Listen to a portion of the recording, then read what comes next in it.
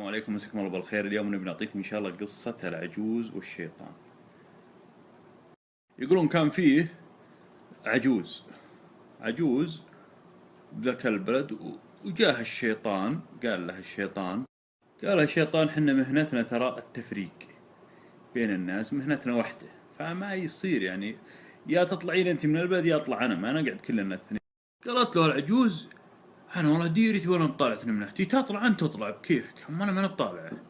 قال رجل الشيطان نحط شرط بيننا، قال يا افتعل مشكلة وتحلينه يا تفتعلين انت مشكلة واحله، ونشوف اللي يفوز يبقى واللي ينهزم يطلع. اتفقوا على هالشرط ووافقوا. قالوا من اللي يبدأ؟ قالت العجوز تبدأ انت ولا ابدأ انا؟ قال لا ابدأ انت. يقول له الشيطان. قالت خلاص انا بسوي مشكلة وبك تحله.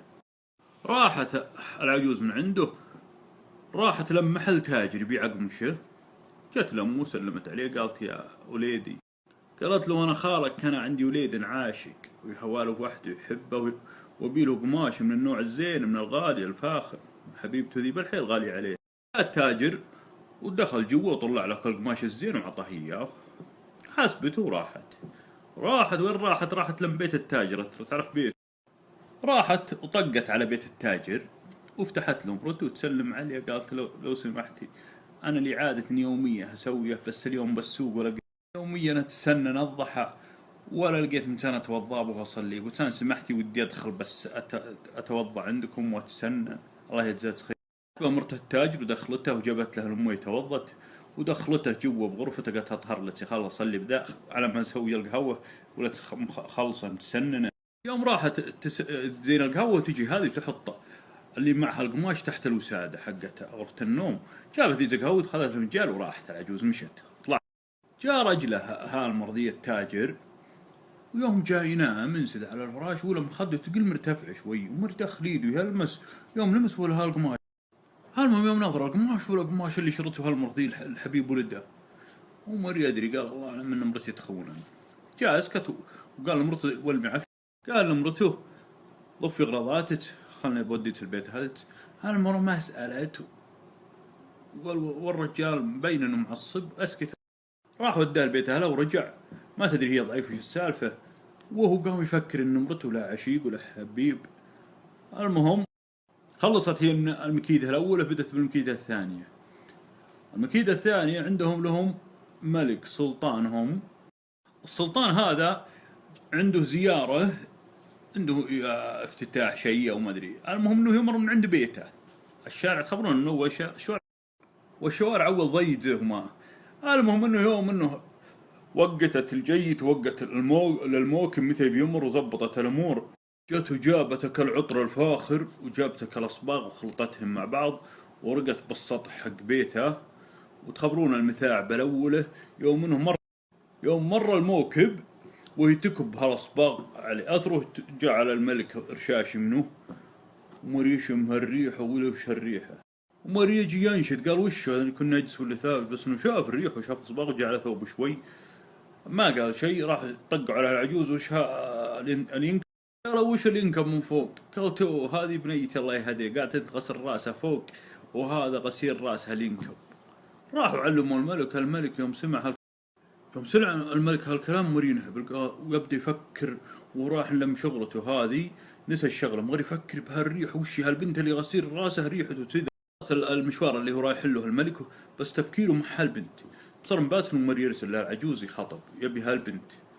طقوا عليه وقالوا ارسل الملك مندوب منه يطق على هالعجوز ويخاطب هالبنت.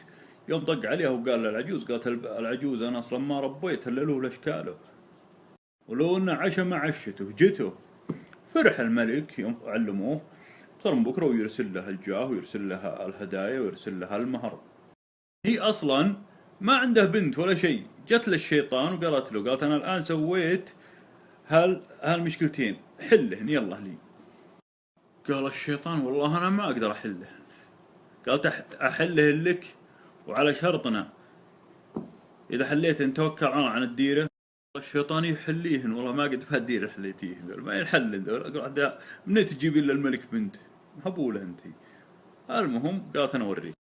راحت من باتر وطقت على التاجر، يوم طقت عليهم من يطلع لما وتسلم عليه، قالت انا اني شريت لي قطعه، ما علمته انها تعرفه، قالت اني شريت قطعه قماش واني جيت اني دخلت عند زوجك كتسنى انك اليوم فتحت لي بنية الحلال، واني حطيته غبيته، واني نسيت اني شاريته لوليدي يبي يعرس هدية لامرته. يوم سمع التاجر الكلام هذا مر يفرح ويستانس، قال ابشر يا خاله، ويروح يجيبه ويعطيه اياه. جزاك الله خير يا خاله، جزاك الله خير يا خاله، وهو ينطلز لما اهل زوجه، وهو يروح يتأسهم من امرته ويراضيه، ويجيب له هدايا وذا، لين رضيت ورجعت معه وانحلت مشكلة المرأة. بقى المشكلة العظمى، المشكلة الحين الكبيرة، مشكلة الملك من تجيب له بنت. يوم صار وقت صلاة الظهر وهي تلقط جذعة النخل وهي تلبسه عبات وتحطه على كتفه وتنطل، ولا جنب المسجد بير عميق، لا اللي يطيح به ما يطلع، انه تسحب اللي يطيح بتسحبه مع راح الطحبه وطلع ولا يدرون وين يروح. ويتوظف هالجذع، تقول مره عندها البير وهي جنبه، يوم طلعوا من المسجد والناس يشوفون ومر تدف هالجذع ويطيح، ومر تصيح العجوز تصر، بنتي بنتي الحقوا عليا، بنتي بنتي. جو العالم ودام الشرطة والعالم وكل العالم اجتمعت عند هالبير ودري الملك. أرسل الملك فرق انقاذ لمه، وحطوا خشب ونزلوا سلالم ما لقوا شيء، قالوا معروف ان هذه اللي يطيح به ما يطلع. ومن قاموا تصيح شقق ثياب، اجتمعوا العالم عنده، البنت راحت دري الملك ومر يحزن، ومر يجون طول عمره يصلون عليه صلاة الغايب ويسوون لها كالعزل سبيل بمقام كانت تصير حرم الملك، وراحت الله يرحمه توفت قال له. المهم انها العجوز افتكت بهالحين، عاد هي جت ورجعت للشيطان، قالت شفت شنو حليتهم، والشيطان داري يراقب شنو حليتهم، ويضف عفشه وقال ما ينقعد بهالديره اللي انت بها، انا الشيطان، انا الشيطان، ما تخطر ببالي هالحيل كله. وهو يهج عن الديره كله هي وعجوزه. هذه قصة عن عجز الأولين اللي ماتن، لكن عجزنا الحين تاج على رؤوسنا والنعم، وش حنا لولا دعاهن، الله يخليه لنا. اللهم بحمدك أشهد أن لا إله إلا أنت، استغفرك وأتوب